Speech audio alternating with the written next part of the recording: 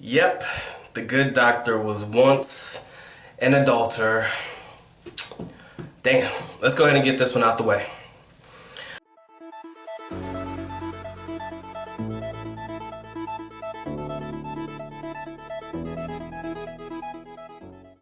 What is good, what is good, what is good, ladies and gentlemen? Of course, you know who it is, yours truly, Dr. Mike, back again once again with another classic video. Get the likes up, subscribe to the channel, online platforms, ebooks listed in the link in the description area below, Patreon, Airbnbs, you got it. Let's get to it. First things first, let me lay down a few ground rules of this story, or a few talking points or things that you should know before I get into it. Number one, she was separated from her husband, which I didn't find out she was actually married until after the fact. Number two, single mom, red flag. Number three, this story will show you exactly just how manipulative women can be in general, but how a smart Filipina can make you do some of the craziest things. Now, this particular story happened around the time of 19 through 21, and I've said this before, but if you want to describe myself between the ages of 19 through 21, I would have to say I was young, dumb, stupid, and broke. I overlooked red flags all the time because I didn't care. She told me I have a child. She had a baby girl, probably about 5 years old. I was 19, I guess, maybe 19, 21, and she was about 25. All right. Me, I did not care. You couldn't tell me shit. And you want to know why you couldn't tell me anything about that time? Because all I cared about was getting laid, which is a lot of you guys at this point in your life right now. But at that time, in my younger age, all I cared about was getting laid. So you couldn't tell me anything about anything. All right, so I met this girl in the mall. She was walking by herself, and I just had to have her number. I got her number. We texted a little bit. She was flirtatious from day 3. Like, day 1, texting, just getting to know her. Hi, where you from? Are you from around here? Where you staying at? You know, family, you know, the normal stuff that you use to get to know a girl. Wake up in the morning, text her, I was thinking about her. Shit like that, kind of getting everything rolling in the right direction. So I think we ended up getting together, hooking up about 2 weeks later. We took about 2 weeks to actually find time to get together and make this thing happen. So all I cared about was getting laid. Again, I described myself young, dumb, stupid, and broke. Now, I wasn't ready, okay? I wasn't ready for what she was about to do to me. Because again, young, dumb, stupid, and broke. So when I got with her, she put it on me. Okay, she put it on me in a way that I wasn't ready for it. And after the fact, she said, you know, I have a boyfriend and I'm sorry that we did this and I don't want to do it again. So she admitted to having a boyfriend. But again, I got what I wanted out of the situation, period. So I did not care. As long as she kept coming around because she wanted to come around, I didn't care whether she was in a relationship or not. Again, young, dumb, stupid, and broke. Now, let me give you guys a quick backstory, all right, about myself in this particular situation. A lot of you who showed up to the live stream one time, you guys were able to hear me mention something to the effect of when my parents, my biological parents, separated or divorced, whatever you want to call it, my brother stayed with my dad, I lived with my mom. I came back to North Carolina. We were in Japan at that time. So I came to live with my mom. And during that time, I lived with my mother, auntie, and my grandmother. Okay, so young man, I was about 10 years old, being raised by 3 women. Let that part sink in really quick. Just let that sink in. I was 10 years old, being raised by 3 women, and I was naturally set up to be a simp. I mean, my life was just there. My life was already planned out for me. I was going to be the simp of all simps until I became born again. All right. I thought that I was born again. I came to the Philippines. I was schooled by my brother and my father, and they taught me the game. They told me what to do. And they put me in a position to be born again, you know. So I was a born again pimp, getting over the simpish ways that I could have possibly brung with me to Southeast Asia. Again, I was saved, ladies and gentlemen, and you can be saved too. Okay, so let me get back to the story. Now, there was a part of me that I held on to in representative of my simpish ways, and that was my ability or inability, or however you want to call it, to be a protector of women. Okay?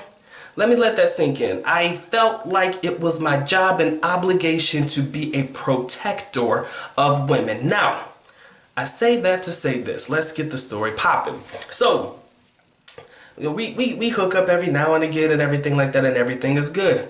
So one day she hits me up in a text. You know, she hits me with the sad-faced emoji. And I'm like, you know, what's wrong with you, baby? Like, what's going on with you? So she says, you know, she referred to him as the father of her child, her boyfriend or whatever. You know, he was starting to, quote unquote, get physical with her, and ultimately get physical with the child as well. This is what she was telling me, right?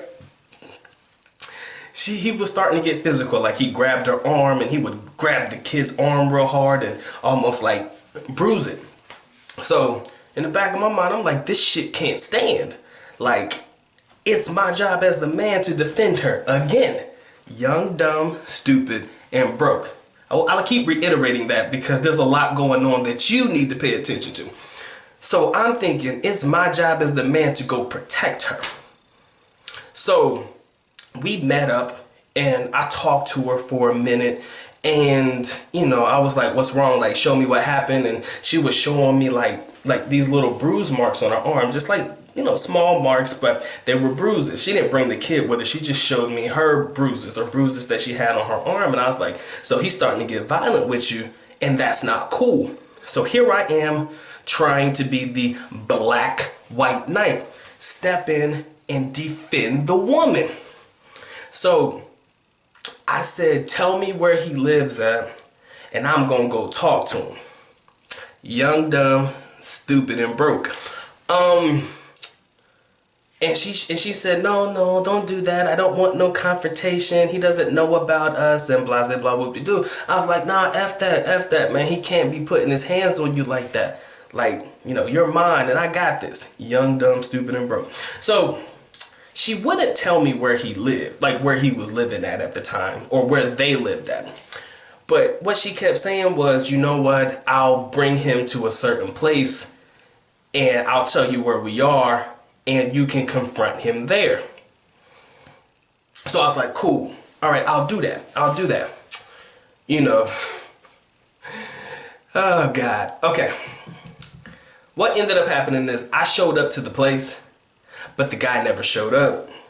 So I texted her, and you know, I was like, you know, where are you at? Or like low-key texting, and she's like, oh, we didn't go out today. I'm like, all right. She's like, we'll try to do it again.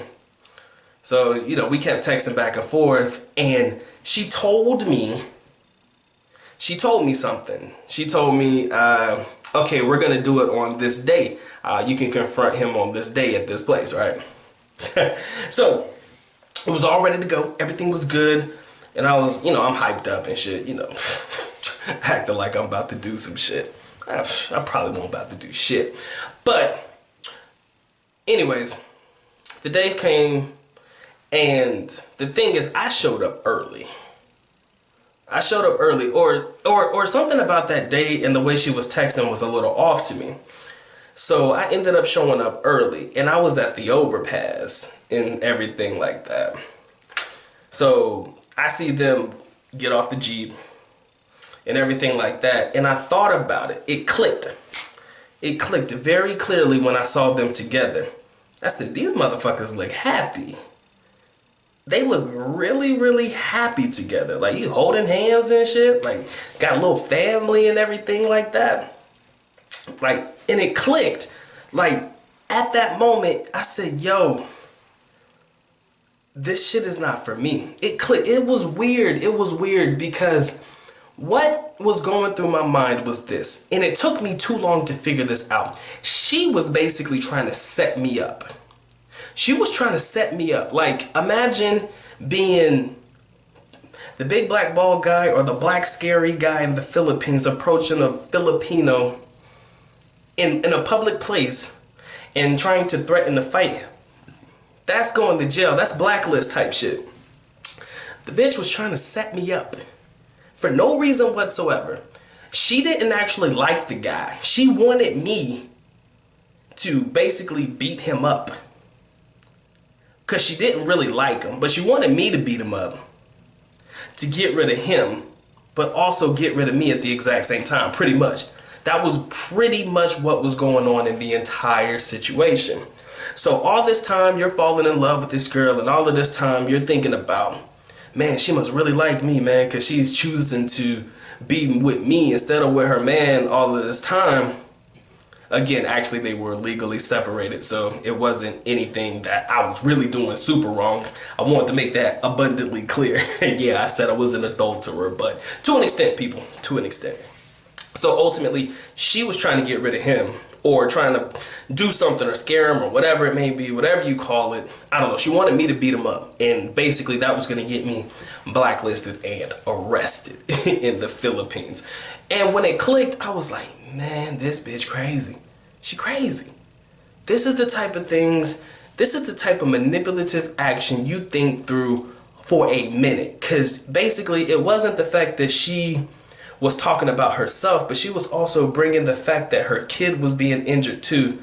But yet and still, he's holding the child and shit like in his arms and stuff while they're walking. And I'm thinking to myself, if this man was doing anything to that child, heaven forbid he was not, you know, that child would be scared of him. She wouldn't be trying to hold his hand. If he was doing anything abusive towards that child, you could see that in the mannerism and the way in which they were doing. But, you know, he was happy playing around with the kid and having fun. And I'm thinking right then and there, it kicked in that this shit was not right. It was not right. And it sucks that it had to go down this way.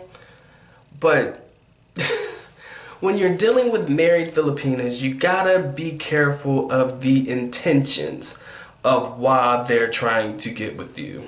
Be careful of the intentions. I know some of you guys have probably dealt with some women like this, legally separated or whatever it may be. But if they ever come at you talking about, oh, my man harmed me or he did this to me,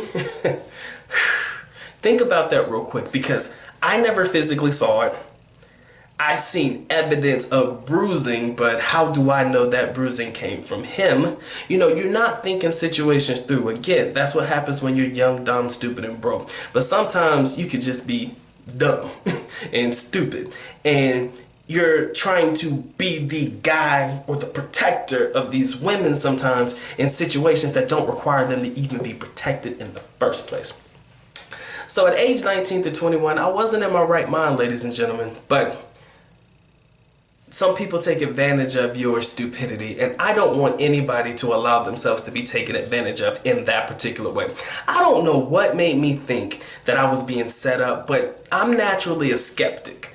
I'll tell you right now, I'm naturally skeptical of a lot of things and a lot of people, and a lot of things weren't lining up. So I was thinking about it ahead of time, but when I actually saw the situation and what could possibly happen to me, that's when I backed down and backed out. But had I not been thinking, had I allowed myself to go through with these simpish-like behavior of my own that I had back then, not happening ever again, but had I allowed myself to go through with that because I was blinded by the punan, or I was blinded by the fact that I felt like I needed to protect her, I could have been in jail, could have been blacklisted. So I need you guys to think about things in advance, okay? I'm not perfect. Again, 18, 19, 20 through 21, I was going through an adjustment period. I was doing pretty well, but at the end of the day, I was still making mistakes, cutting up and messing up, okay? And I think you guys need to take that into consideration as we speak right now. Always look ahead, all right? Think about what's going on. to protect yourself at all times as well. With that being said, the good doc is officially out. At least nako paalam, which means we're going out. Bye-bye. As always, love you guys. Mahal kita, mabuhay. And I hope you enjoyed this story time, ladies and gentlemen. Hope you learned something from this story time. It hurts to tell it, but if my story must be told, I'll give it to you. I have nothing to hide anymore. The good doc is out. Peace.